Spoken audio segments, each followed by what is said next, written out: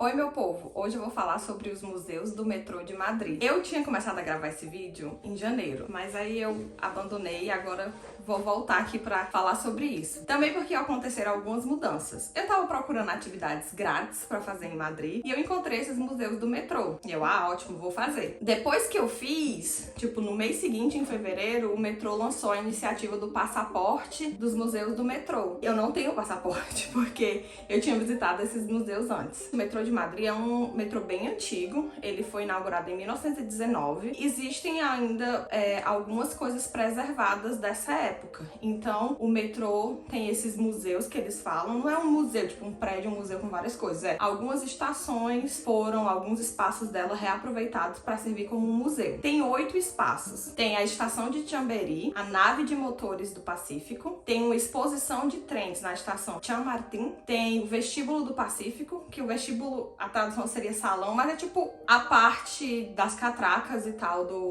da estação de metrô. Tem um museu na Gran Via, assim, na estação Gran Via. O museu é uma palavra...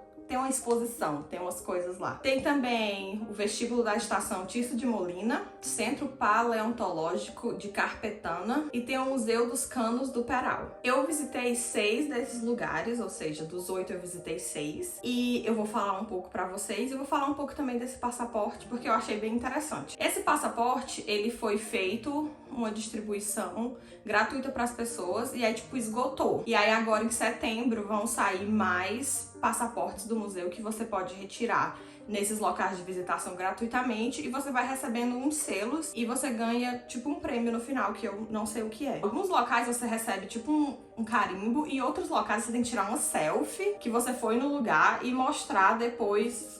Olha, eu fui nesse lugar, tá aqui minha selfie provando que eu fui, pra você completar o seu passaporte. Eu não posso dar detalhes, né, porque como eu falei, eu não tenho. Eu super recomendo visitar os museus do metrô porque tem visitas guiadas interessantíssimas e é tudo gratuito. O primeiro que a gente visitou foi a estação de Chamberí, que é uma estação que ela tá desativada. Ela faz parte da primeira linha do metrô, que é a linha 1 do primeiro tramo, né, porque ela foi aumentando com o tempo. E essa estação, ela tá preservada da forma que ela era antigamente e ela foi desabilitada porque ela é uma estação curta, porque com o passar do tempo o metrô ganhou mais vagões e eles precisavam de estações mais longas. A maioria eles conseguiram reaproveitar, tipo estender elas, mas essa eles não conseguiram. Então ela ficou desativada. Ela funcionou de 1919 a 1966. Tanto é que se você passar na linha 1, entre a estação Bilbao e Iglesia, você vai ver que tem essa estação. Nem toda hora você consegue ver porque ela tá escura, mas se for em horário de visitação, ela tá iluminada e você vê que essa estação tá lá. E foi assim que eu descobri tudo isso. Porque um dia eu passei,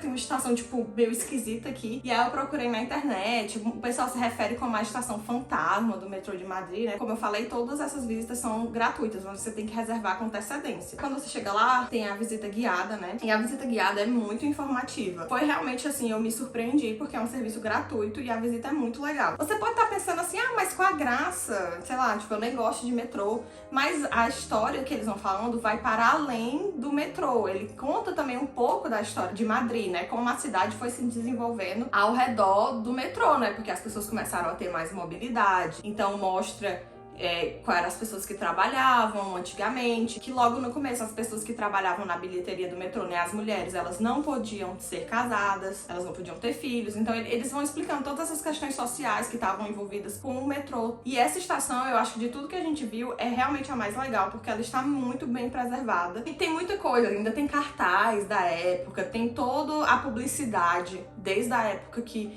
foi fechado, né? Porque o metrô sempre tem publicidade atrás e na época a publicidade era pintada, então ainda tem algumas pinturas lá, umas mais bem conservadas, outras não. E é tudo uns azulejos assim com muito detalhe, porque eles também sempre citam muito o nome do arquiteto que trabalhou no metrô, que é o Antônio Palacios. Então ele fazia todo, tipo, o metrô era todo enfeitado, com os azulejos bem bonitos. Essa estação é muito interessante. E às vezes ela tem tipo escape room lá, de coisa tipo de terror, assim, então o pessoal também faz eventos. Eles falaram no dia lá na visita guiada, o cara falou que é muito utilizado pra novela de época ou filme filme de época, assim, seriado. Todas essas visitas guiadas, elas são feitas em espanhol, né? Se você não sabe, eu ainda acho que com o português dá pra você entender uma parte do que tá sendo falado. Com certeza você vai perder alguma coisa, mas eu ainda assim acho que é um passeio bem legal. E aí, às vezes, enquanto tá rolando a visita, o guia tem que parar de falar, porque o metrô tá passando, como eu falei, né? A linha 1 passa ainda lá. E aí ele para, depois ele volta e continua explicando. A outra coisa que a gente visitou são as naves de motores do Pacífico. Conforme a linha 1 foi aumentando, eles precisavam ter mais energia para que o metrô pudesse funcionar. E na época, o Pacífico era muito distante do centro. Hoje em dia, tipo, é super perto, mas na época não era um local bem desenvolvido. Então, eles construíram um local que tinha 3 motores a diesel que gerava energia para que o metrô pudesse ir, né, um pouco mais longe. Essa também é uma visita guiada,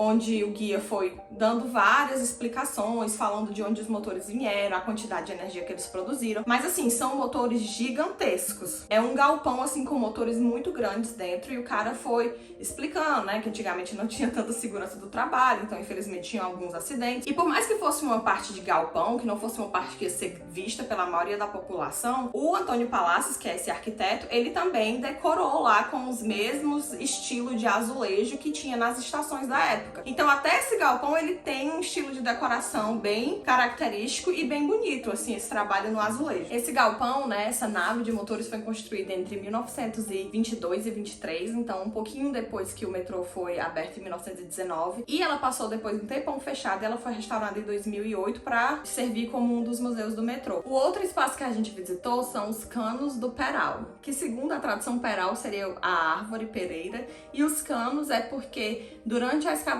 para a construção da estação Ópera foram descobertos restos arqueológicos do século XVI.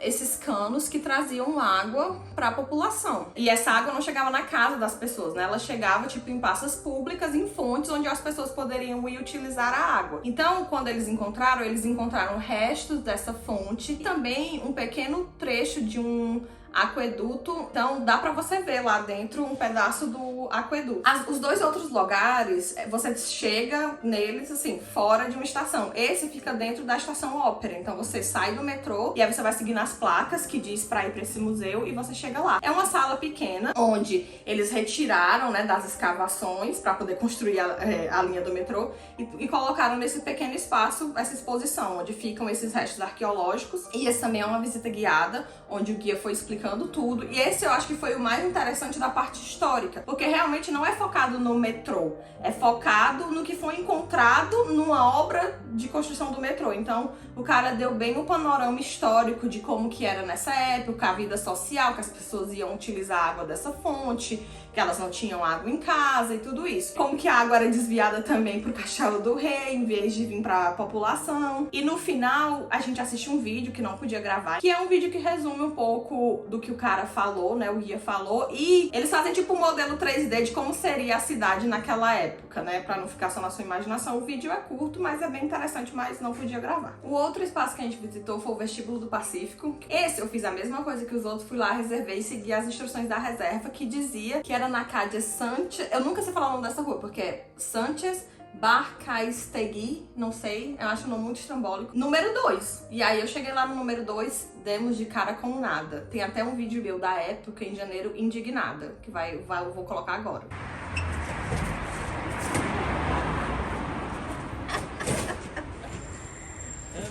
A gente não achou o número 2. Pelas contas, deveria ser isso aqui, mas não tem um número. Não tem, no número 2 não existe. Gente, o que é isso?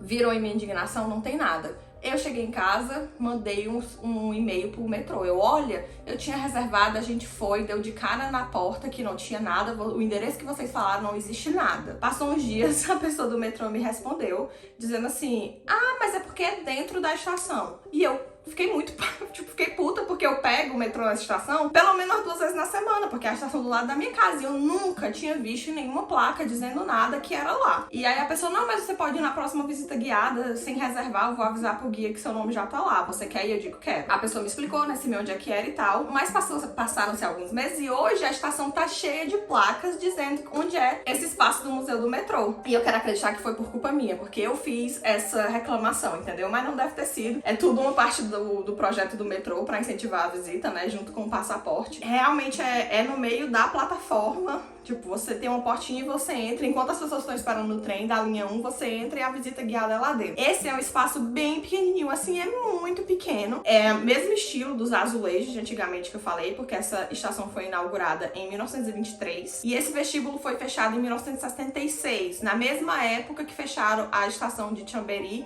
porque eles estavam ampliando. Foi o mesmo guia do Nave de Motores, ele foi explicando bastante, ele mostrou como que a região foi se desenvolvendo, né? Porque como eu falei, essa região aqui antigamente não era uma região muito desenvolvida. Essa visita é curta, porque realmente não tem muito o que ver. Você entra, aí você faz assim, ó, um 360, né? E aí você viu tudo. Não tem nem pra onde você andar muito, é um espacinho muito pequeno. E aí as outras duas coisas que eu visitei, que foi o Museu da Gran Via, é o seguinte, tem a Estação Gran Via, e Gran Via é tipo a avenida meio que principal da cidade. E aí quando eles foram construir essa avenida, eles encontraram alguns restos arqueológicos, colocaram lá, né, tem uns artefatos da época, tipo umas garrafas, e tem um escudo assim bem grande da cidade de Madrid, que é com o urso e o madrônio, né, a árvore, e aí essa parte tá bem restaurada lá, mas assim, é um cantinho da estação, perto da entrada por Cercanias, porque a estação tem tanto entrada pro metrô quanto por Cercanias, que o Cercanias é o trem da região metropolitana. E aí você vai como quem segue para Cercanias e aí você vai ver essa parte que é o museu. Mas assim,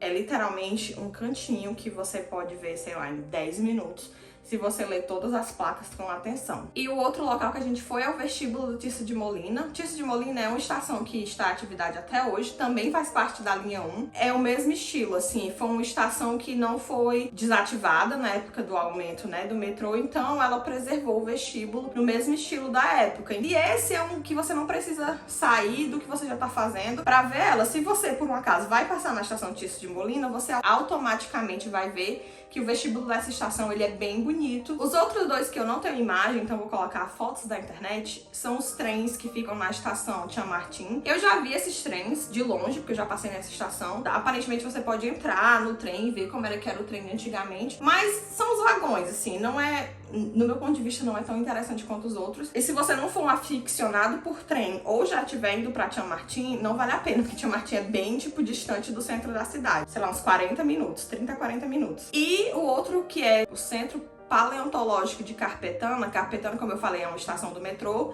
E o que eles fizeram foram colocar reproduções de, tipo, animais, ossos, fósseis nos corredores dessa estação. E esse também é meio fora de mão, assim, se você tá turistando, porque não é na região central. E eu também achei que não ia ser tão interessante, porque não são coisas de verdade, são reproduções. Pra finalizar, se você tiver interesse em visitar algum desses lugares, entra no site do Museu do Metrô, vê quais são os dias desses que são visita guiada e você tem que reservar. Os outros você pode visitar, né, no horário que a estação estiver aberta. Esse passaporte, se você quiser fazer esse interesse de completar o passaporte inteiro, ele é gratuito, né, você tem que retirar no ponto e eles vão voltar a distribuir agora em setembro, mas eu acho que é quantidade limitada. Se você gostou desse vídeo, deixa um like, deixa algum comentário. Tchau!